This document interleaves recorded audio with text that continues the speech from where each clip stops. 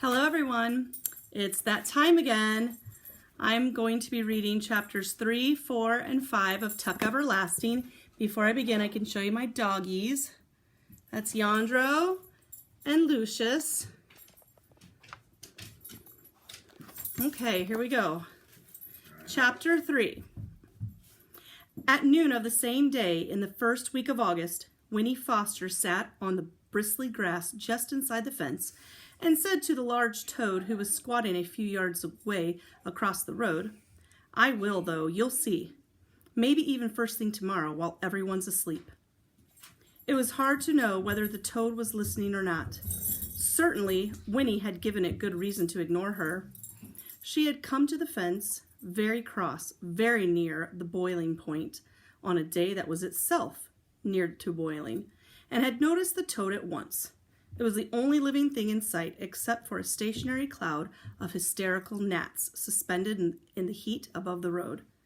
Winnie had found some pebbles at the base of the fence, and for lack of any other way to show how she felt, she had flung one at the toad.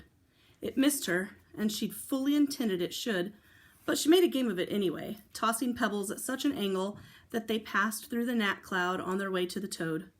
The gnats were too frantic to notice these intrusions, however, and since every pebble missed its final mark, the toad continued to squat and grimace without so much as a twitch. Possibly it felt resentful, or perhaps it was only asleep. In either case, it gave her not a glance when at last she ran out of pebbles and sat down to tell it her troubles. "Look here, Toad," she said, thrusting her arms through the bars of the fence and plucking at the weeds on the other side. "I don't think I can stand it much longer." At this moment, a window at the front of the cottage was flung open, and a thin voice, her grandmother's, piped, "Winifred, don't sit on that dirty grass. You'll stain your boots and stockings." And another, firmer voice, her mother's, added, "Come in now, Winnie, right now. You'll get heat stroke out there on a day like this, and your lunch is ready." "See," said Winnie to the toad, "that's just what I mean. It's like that every minute. If I had a sister or a brother, there'd be someone else for them to watch. But as it is, there's only me. I'm tired of being looked at all the time. I want to be by myself for a change." She leaned her forehead against the bars, and after a short silence, went on in a thoughtful tone. "I'm not exactly sure what I'd do, but something interesting. Something that's all mine. Something that would make some kind of difference in the world. It'd be nice to have a new name, to start with, one that's not all worn out for being called so much. And I might even decide to have a pet. Maybe a big old toad like you that I could keep in a nice cage with lots of grass and—" At this, the toad stirred and blinked. It gave a heave of muscles and plopped its heavy mud ball of a body a few inches farther away from her. "I suppose you're right," said Winnie. "Then you'd just be the way I am now. Why should you have to be cooped up in a cage, too? It'd be better if I could be like you, out and in the open and making up my own mind. Do you know they've hardly ever let me out of this yard all by myself? I'll never be able to do anything important if I stay here like this. I expect I'd better run away." She paused and peered anxiously at the toad to see how it would receive this staggering idea, but it showed no signs of interest. You think I wouldn't dare, don't you?" she said accusingly. "I will, though. You'll see. Maybe even first thing in the morning, while everyone's still asleep." "Winnie!" came the firm voice from the window. "All right, I'm coming," she cried, exasperated, and then quickly added, I'll be right there, Mama." She stood up, brushed at her legs where bits of itchy grass clung to her stockings. The toad, as if it saw that her interview was over, stirred again, bounced up, and bounced itself clumsily off toward the wood. Winnie watched it go. "Hop away, Toad," she called after it. "You'll see. Just wait till morning." Chapter 4. At sunset of that same long day, a stranger came strolling up the road from the village and paused at the Foster's gate. Winnie was once again in the yard, this time intent on catching fireflies, and at first she hadn't noticed him. But after a few moments of watching her, he called out, "Good evening." He was remarkably tall and narrow, this stranger standing there. His long chin faded off into a thin, apologetic beard, but his suit was a jaunty yellow that seemed to glow a little in the fading light. A black hat dangled from one hand, and as Winnie came toward him, he passed the other through his dry, gray hair, settling it smoothly. "Well now," he said in a light voice, "out for fireflies, are you?" "Yes," said Winnie. "A lovely thing to do on a summer evening," said the man richly. "A lovely entertainment. I used to do it myself when I was your age. But of course that was a long, long time ago." He laughed, gesturing in a self-deprecation with long, thin fingers. His tall body moved continuously. A foot tapped, a shoulder twitched, and it moved in angles, rather jerkily. But at the same time he had a kind of grace, like a well-handled marionette. Indeed, he seemed almost to hang suspended there in the twilight, but Winnie, though she was half charmed, was suddenly reminded of the stiff black ribbons they had hung on the door of the cottage for her grandfather's funeral. She frowned and looked at the man more closely, but his smile seemed perfectly all right, quite agreeable and friendly. "Is this your house?" he asked the man, folding his arms now and leaning against the gate. "Yes," said Winnie. "Do you want to see my father?" "Perhaps, in a bit," said the man, "but I'd like to talk to you first. Have you and your family lived here long?" "Oh, yes," said Winnie. "We've lived here forever." "Forever?"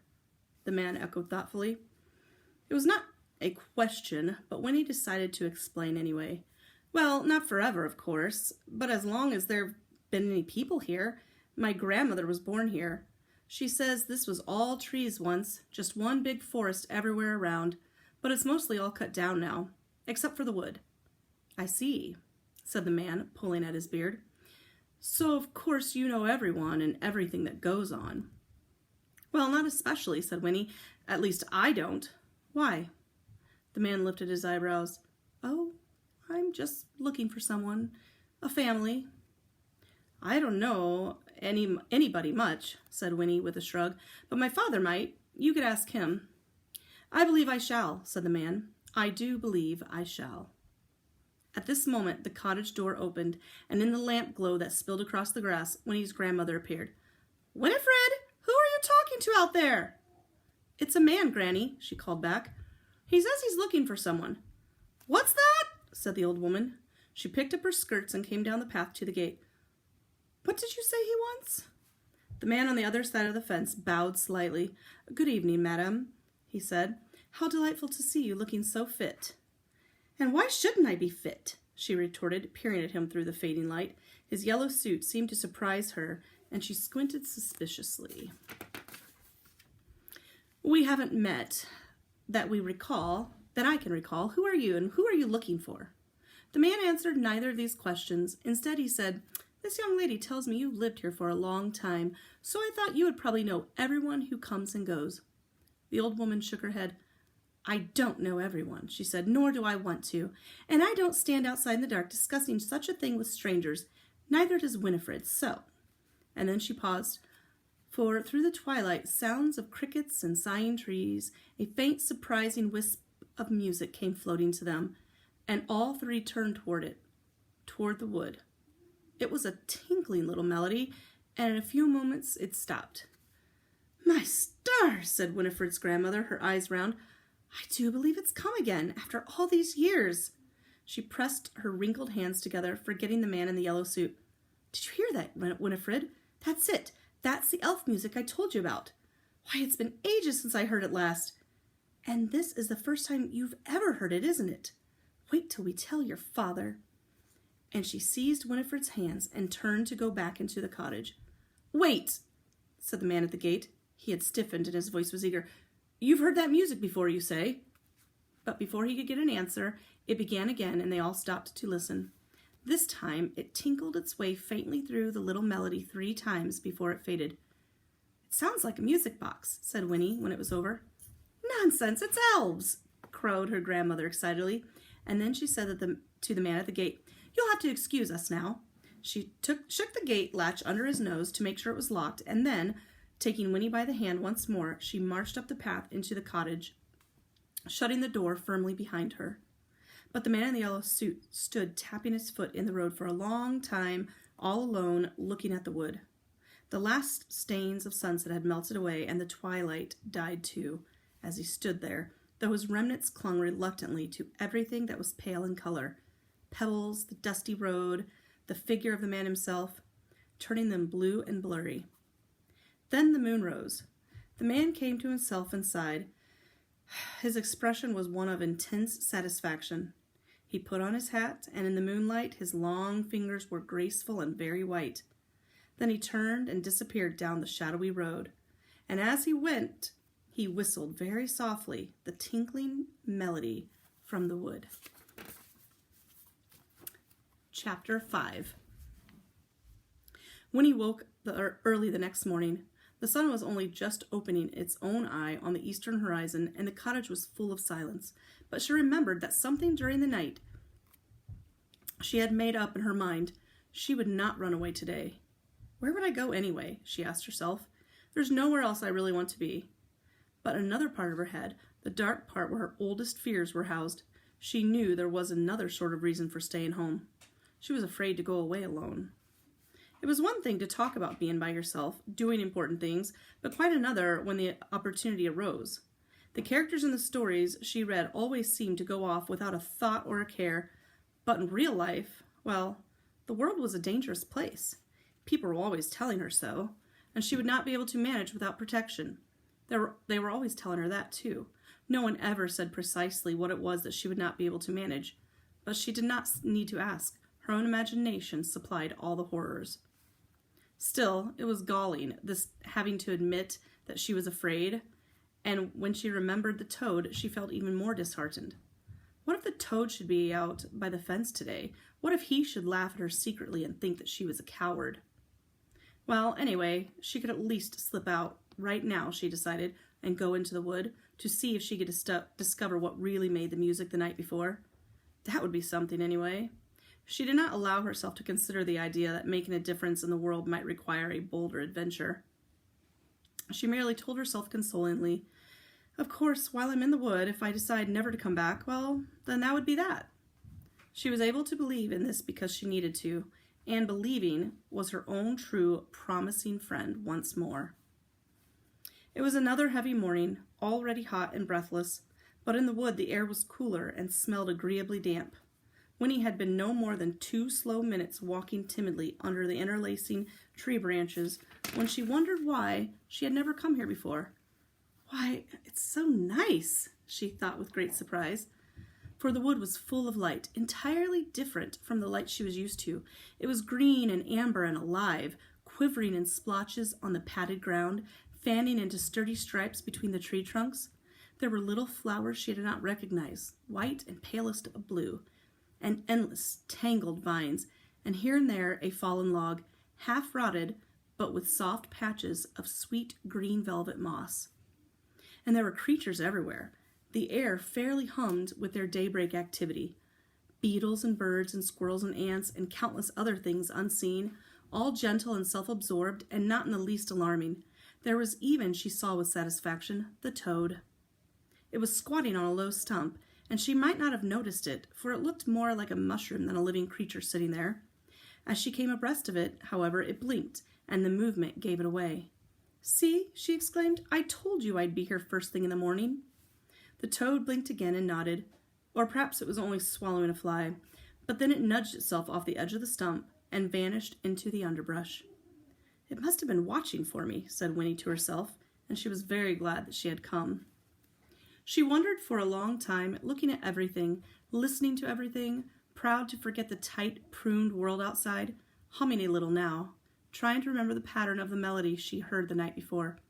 And then, up ahead, in a place where the light seemed brighter and the ground somewhat more open, something moved. Winnie stopped abruptly and crouched down.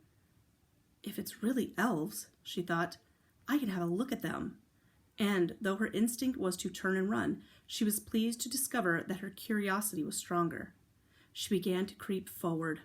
She would just go close enough, she told herself, just close enough to see, and then she would turn and run. But when she came near, up behind a sheltering tree trunk and peered around it, Her mouth dropped open, and all thought of running melted away. There was a clearing directly in front of her, at the center of which was an enormous tree thrust up, its thick roots rumbling the ground 10 feet around in every direction. Sitting relaxed, with his back against the trunk, was a boy, almost a man, and he seemed so glorious to Winnie that she lost her heart at once. He was thin and sunburned, this wonderful boy, with a thick mop of curly brown hair, and he wore his battered trousers and loose, grubby shirt with as much self-assurance as if they were silk and satin.